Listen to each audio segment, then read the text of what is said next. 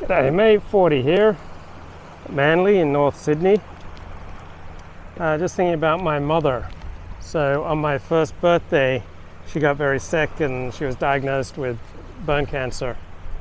And over the next 3 years, she just withered away to about 50 pounds. She was about 5'2", withered away to about 50, 60 pounds. And was just in excruciating pain.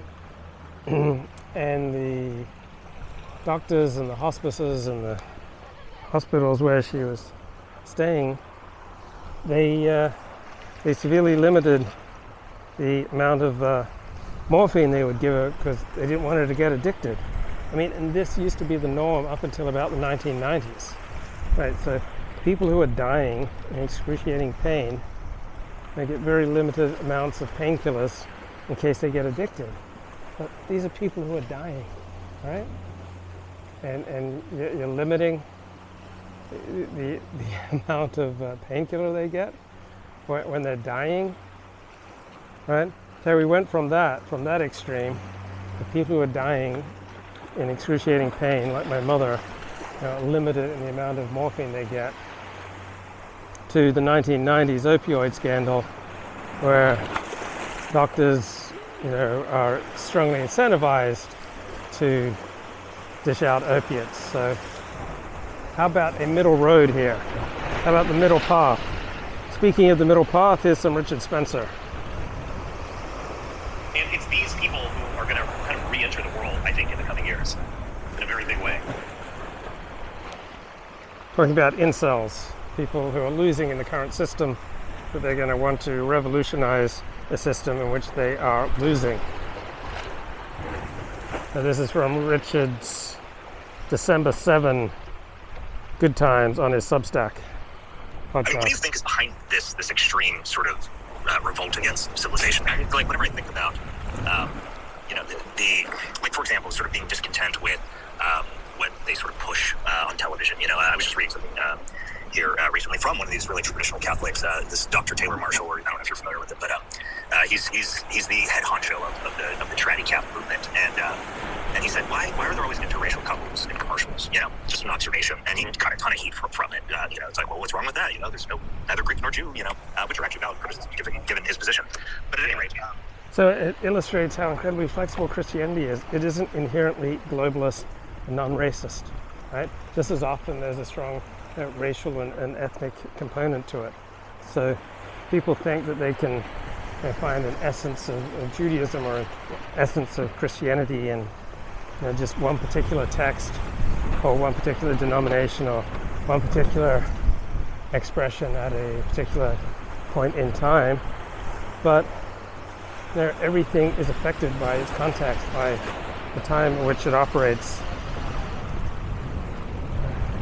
Right? We're not just individuals, and we're not just spiritual beings. We also operate in time and space. And when the time and space leans in a particular direction, right, you can't fight reality. You either adapt to reality or you die.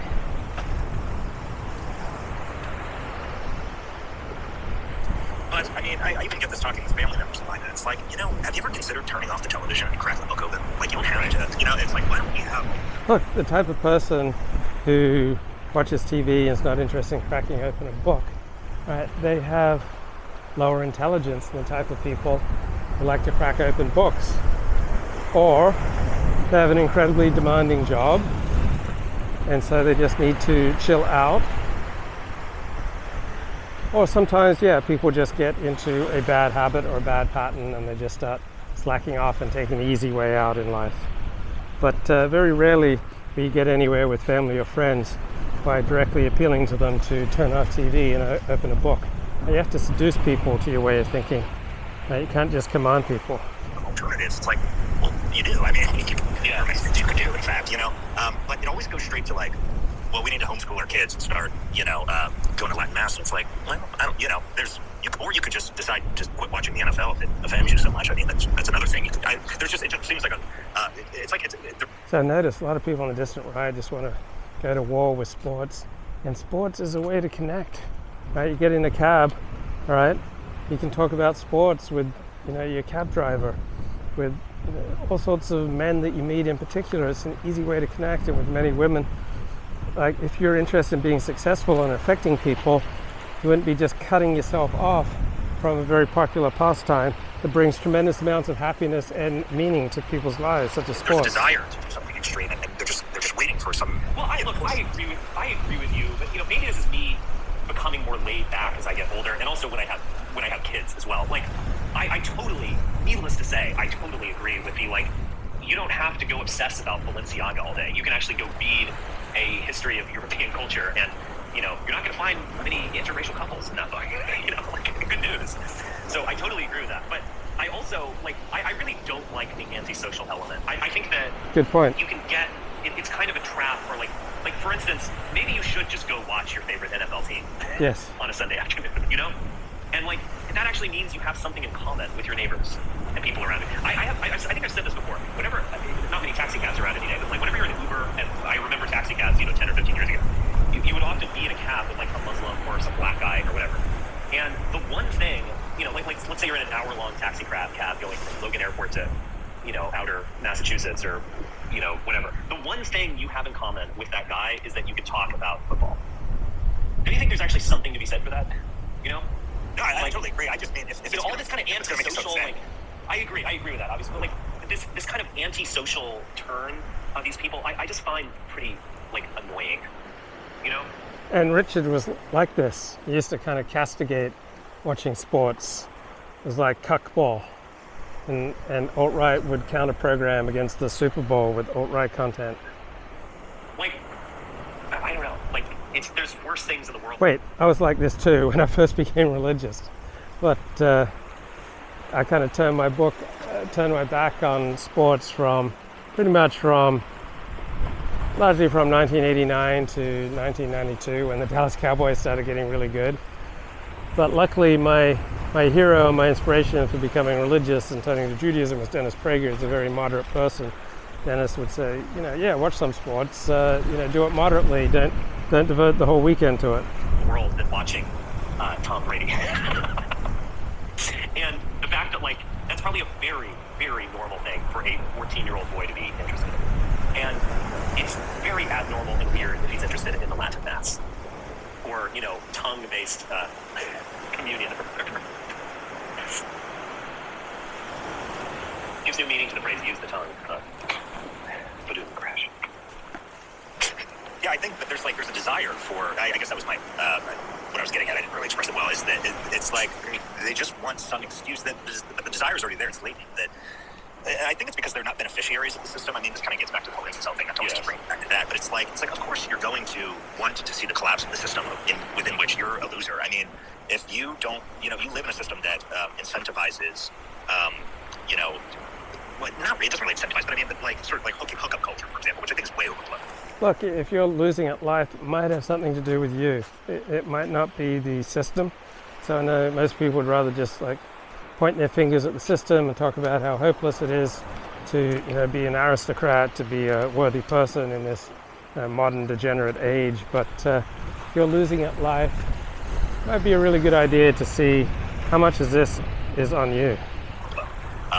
But this concern about it, but because we were doing it before, it's just more streamlined. But if you're not in on that, if you're not getting any, of course you're going to be like, well, we need to go back to this, traditional, family life, which I'm not against, obviously. I think it's good for people to get married and have children, especially the right type of people. But it's but I'm not obsessed.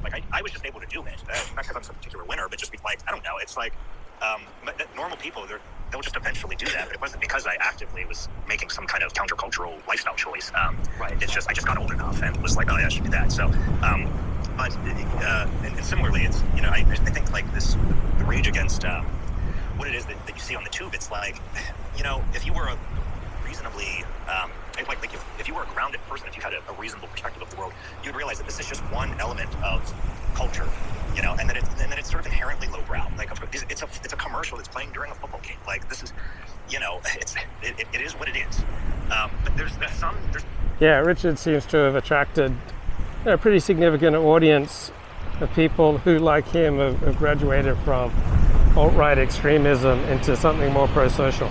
There's some desire there for, to have a reason to revolt against civilization. Not even just the current paradigm, but like against all of its products and against the sort of basis of having a liberal society in general. I mean liberal in the most antiquated sense. So I guess I wanted to know what you think, like what drives that? Like we've talked about all the symptoms of it, but like why is that? Don't you think if you're going to find some like primary cause, it is sexual? Like that's the most getting. No, I don't think sexual is necessarily the primary cause, the most primal cause. I think the desire for meaning, desire for connection, of which sex is just one aspect, right? What people most need is the desire to feel connected to other people and to create a life of meaning and purpose that's going to derive from forming connections. If you just kick a ball back and forth, right, that's going to help form a connection with someone. If you just play basketball with someone, you play chess with someone, if you pray with someone, go to synagogue with someone, and that's going to form a connection.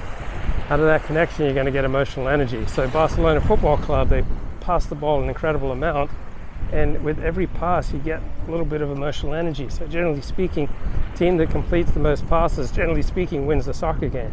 So completing passes builds relationships, solidifies relationships, gives you emotional energy, and gives you connection. And then out of that sense of connection, right, you are stronger. You now have purpose in life, and people really need purpose and meaning in life, and connection is the primary and healthiest form of meaning and purpose. Let's see, I mean, like, what's more motivating than that? And sexual frustration probably is at the heart of this. Could it have happened to Kanye? Kim? Yeah, I mean, look, I think I mentioned this in some of my interviews. Like, I kind of resented these like annoying liberals being like the League of Very Divorced Gentlemen or something. I mean, look, these are kind of funny. Obviously, I resent them being a divorced dad myself. So, look, I can take a little ribbing here and there, but I almost find like his divorcedness as authentic. Whether I agree with him or not, he is speaking to a certain anxiety about this, and he clearly is. Yeah, and someone who's divorced, well, at least they've made a go of marriage. Right? They're probably more mature than someone like me who's never married at all. Is like still in love with Kim Kardashian. So it's he's been wounded by that, but that's actually real. It's kind of like the realist part about it. Yeah, there's some. I don't know if this is too much of a stretch, but there's like some Arthurian overtones. A prominent figure, wife, goes off and does a scandalous thing. There's some forgiveness involved, but Christianity and mysticism like just kind of clouds the whole situation. Yeah. I don't know. He was profoundly. I remember hearing vague things about this. I wasn't really paying attention, but he was just obsessed with Pete Davidson as this like, and Pete Davidson is a total shithead. There's no other way of describing him. And just this like, you have this total shithead screwing your ex-wife. Like again, look, speaking personally, my ex-wife was just such a. Oh my God, I don't even want to go into it. I am beyond jealousy, actually. I would only be concerned if she gets with some horrible person who might harm my children. But if she had a boyfriend, I would be like, go free. Finally, you'll be less annoying. No jealousy whatsoever. So Richard Spencer's own behavior and choices, probably had something to do with how annoying his ex-wife became. Right? It didn't just happen out of the blue. But I understand other men who have a lot of jealousy. Like, I totally get it. It's maybe kind of like not good, but it's understandable, and you should have sympathy for them. But yeah, so I kind of understand, like, the Lancelot in this situation is Pete Davidson, which is pretty hilarious. Lancelot, oh, that's quite a name. He was a kind of beautiful phallic image who, has this affair with Guinevere. So his Guinevere, there's this grotesque version of Lancelot that he's kind of lost it. And I think there is an Arthurian quality to this. Yeah, definitely. Who's the Merlin in this situation? Is it Milo or? Yeah, it's like Ali or Nick Fuentes or something. It's like the Merlin. They're like the mentor figures. Weird. Wow. What about Georgia today? Are you in for 2 Negroes we got running from Georgia? Well, I probably.